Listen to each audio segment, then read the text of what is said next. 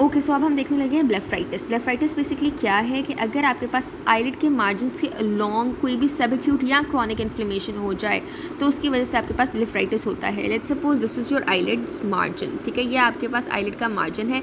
यहाँ पे अगर कहीं सबएक्यूट या क्रॉनिक इन्फ्लेमेशन हो जाए तो उससे हम क्या कहेंगे कि दिस इज़ ब्लेफाइटिस, ठीक है।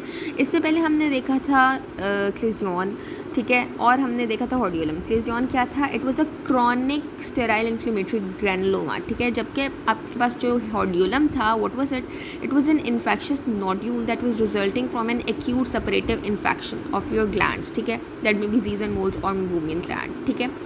अब हम जो आज टॉपिक देख रहे हैं ना, दैट इज़ ब्लेफाइटिस। इसमें हमारे पास क्या है कि आईलिड का जो मार्जिन है ना, आईलिड के मार्जिन्स के अलोंग अगर आपके पास इन्फ्लेमेशन हो जाए, वेदर इट्स सबएक्यूट या इट्स क्रॉनिक, ठीक है, दैट कैन कॉज ब्लेफाइटिस, ठीक है।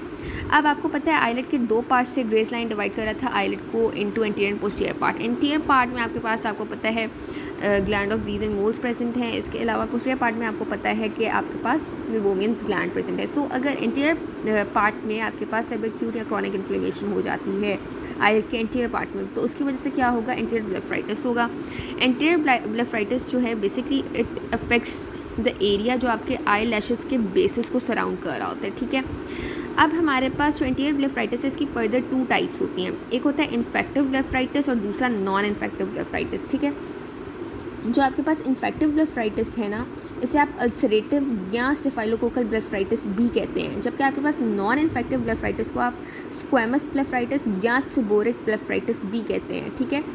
और आपको पता होना चाहिए इंटीरियर ब्लेफाइटिस में मोस्टली आपके पास जो glands of Zeis and moles है ना वो इन्वॉल्व होते हैं, जबकि आपके पास पोस्टीरियर ब्लेफाइटिस में आपके मेबोमियन ग्लैंड्स जो कि प्रेजेंट होते हैं वो इन्वॉल्व होते हैं एंड इससे हम इसीलिए मेबोमिनाइटिस कहते हैं, ठीक है। So starting with the first type interior blepharitis, और इसकी भी जो सब टाइप है अल्सरेटिव ब्लेफाइटिस या जिसे आप इन्फेक्टिव ब्लेफाइटिस या स्टेफाइलोकोकल ब्लेफाइटिस कहते हैं, वो डिस्कस करते हैं, ठीक है। सो जो आपके पास अल्सरेटिव ब्लेफाइटिस या स्टेफाइलोकोकल या इन्फेक्टिव ब्लेफाइटिस है, किस वजह से होगी? Obviously due to an infection of the lash follicle और उसके जो associated glands of Zeis and Moll's हैं उसकी इन्फेक्शन की वजह से।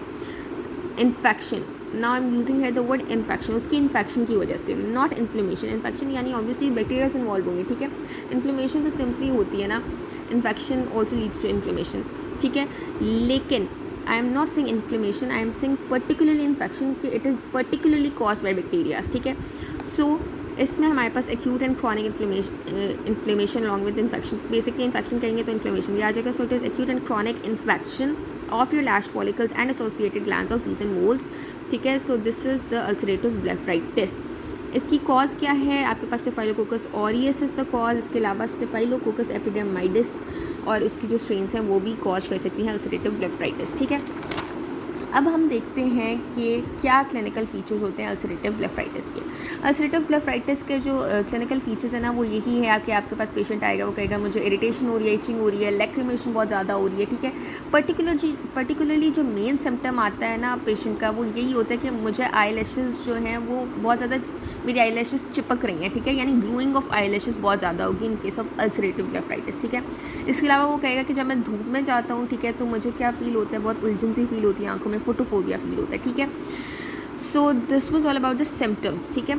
अब हम साइंस देखते हैं। तो साइंस क्या है कि आपके पास पेशेंट कहेगा कि मुझे रेडनेस, आप बल्कि सॉरी पेशेंट ने तो सिम्टम्स बताए, आप साइंस जो आपने देखने हैं वो क्या होंगे कि रेडनेस होगी आपको नज़र आएगी, ठीक है, एडीमा आपको नज़र आएगा, ठीक है। इस तरह से आप देख सकते हैं ये रेडनेस है, एडीमा बहुत ज़्यादा है, ठीक है। इन्फ्लेम्ड है उसकी आईलिड का जो मार्जिन है दैट इज़ इन्फ्लेम्ड, ठीक है। एक मिनट, हाँ जी, आईलिड के मार्जिन, हाँ, आईलिड का मार्जिन आपका इन्फ्लेम्ड होगा, रेडनेस होगा, एडीमा होगी। इसके अलावा आपको यहाँ पे येलो पस नज़र आएगी, ठीक है। यहाँ पे ना पहले आपको येलो पस नज़र आएगी, वो पस जब ड्राई हो जाएगी, ठीक है, तो वो क्रस्ट फॉर्म कर देगी। यहाँ पे बेसिकली ये आपको ड्राइड पस नज़र आ रही है, ठीक है, ड्राइड पस नज़र आ रही है जो कि क्रस्ट बना रही है। और इन क्रस्ट को जब आप रिमूव करने की कोशिश करते हैं तो दे बेसिकली ब्लीड, एंड जब वो ब्लीड करते हैं तो उसकी वजह से एक ब्लीडिंग अल्सर बनता है, इसीलिए आप इसे अल्सरेटिव ब्लेफाइटिस कहते हैं, ठीक है। सो ये एक मेन बहुत इंपॉर्टेंट बात है। पहले येलो पस बनी, फिर क्रस्ट बने, and then the bleeding ulcer बना। येलो पस जब ड्राई हुई तो उसने क्रस्ट बनाया, क्रस्ट उसको जब आपने रिमूव करने की कोशिश की तो उसकी वजह से ब्लीडिंग हुई एंड फाइनली इसकी वजह से ब्लीडिंग अल्सर जो है वो हो जाता है पेशेंट की आँख पे, ठीक है। इसके अलावा आपके आई लैशेज़ जो है इस इन्फेक्टिव जो ब्लेफराइटिस है इसमें बहुत ज़्यादा इन्वॉल्व होते हैं। आई लैशेज़ का बहुत इंपॉर्टेंट रोल होता है। उसका ये रोल होता है कि they are matted together, they are glued up, ठीक है, वो चिपक रही होती हैं बहुत ज़्यादा। और येलो क्रस्ट भी आपको नज़र आएंगे और बेसिकली येलो क्रस्ट जो है यही आईलिड्स को चिपका रही होती हैं, ठीक है। आई लैशेज़ को, नॉट आईलिड्स, आई लैशेज़ को एक दूसरे के साथ चिपका रही होती हैं, ठीक है। So these were all the science. अब हम देखते हैं कॉम्प्लिकेशंस आपको आईलिड में भी नजर आएंगी, कंजंक्टिवा और कॉर्निया, 3 जगह पे आपको अल्सरेटिव ब्लेफराइटिस की वजह से कुछ कॉम्प्लिकेशंस देखने को मिलेंगी। आईलिड में जो आपके पास कॉम्प्लिकेशन होगी ना, that would be the first complication is trichiasis, ठीक है। ट्रिकिएसिस में क्या होता है कि आई लैशेज़ जो है ना वो आपकी ग्लोब की तरफ जो है, अंदर की तरफ जो है वो लाइक ये आपकी आई लैशेज़ मोस्टली बाहर की तरफ होती है ना, तो वो अंदर ग्लोब की तरफ इस तरह अंदर की तरफ जो है वो उनकी डायरेक्शन होना शुरू हो जाती है। This is ट्रिकिएसिस।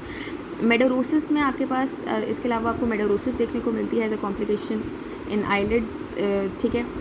तो जब मेडोरोसिस होगी तो आपके आई लैशेज़ आपको पेशेंट की आंख पे नज़र ही नहीं आएंगी, यानी उसके पास आई लैशेज़ होंगी ही नहीं, ठीक है, मेडोरोसिस के पेशेंट में, ठीक है।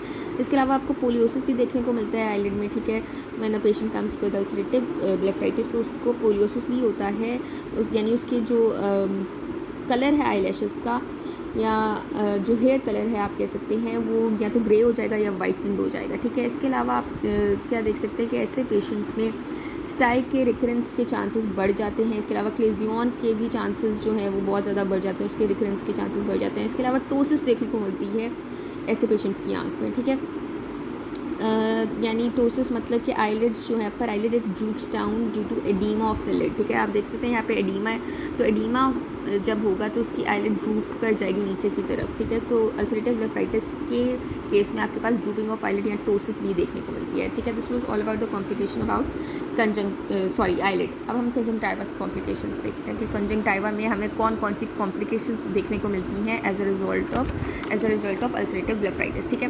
तो कंजंक्टिवा में सबसे पहले तो आपको एक्यूट बैक्टीरियल कंजंक्टिवाइटिस के बहुत ज़्यादा रिकरेंट अटैक्स देखने को मिल सकते हैं। इसके अलावा आपको पता है स्टेफाइलोकोकस ये अल्सरेटिव ब्लेफराइटिस कॉज कर रहा है मेनली, ठीक है। तो इस स्टेफाइलोकोकल एक्सोटॉक्सिन की वजह से ना आँख में कुछ हाइपर सेंसिटिविटी रिएक्शंस होती हैं जिसकी वजह से माइल्ड पेपिलरी कंजंक्टिवाइटिस भी हो सकता है। So this is also a complication of your ulcerative blepharitis के। एक तो कंजंक्टिवा में आपको एक्यूट बैक्टीरियल कंजंक्टिवाइटिस देखने को मिलेगा, इसके अलावा माइल्ड पेपिलरी कंजंक्टिवाइटिस भी देखने को मिल सकता है, ठीक है। कॉर्निया में आपको क्या नज़र आएगा कि केराटाइटिस हो सकता है या मार्जिनल टॉपिकल पंक्टेट केराटाइटिस आपको देखने को मिल सकता है, या मार्जिनल केराटाइटिस जिससे आप कैटेड्रल अल्सर भी कहते हैं, ठीक है, वो भी हो सकता है, या फाइलेक्टेनुलर केराटाइटिस भी देखने को मिल सकता है। इसके अलावा टीयर फिल्म की इंस्टेबिलिटी बहुत ज़्यादा हो जाती है पेशेंट में, ठीक है। टीयर फिल्म जो है ना वो 50% जो केसेस होते हैं 50% ऑफ द केसेस में आपको अल्सरेटिव ब्लेफराइटिस की वजह से टीयर फिल्म इंस्टेबिलिटी देखने को मिलती है, जबकि जो 30% केसेस